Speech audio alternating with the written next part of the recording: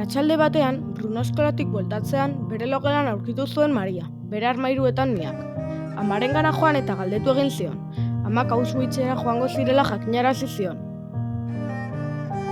Auschwitzera iritsi ziren eta Brunori ez zitzaion ezer gustatu.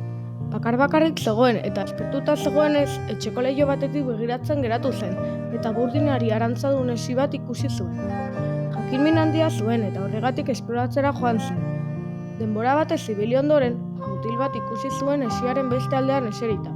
Mutilarekin hitz egin eta lagunak egin ziren. Mutilak Shmuel zuen izena, eta esiaren beste aldean bizi zen.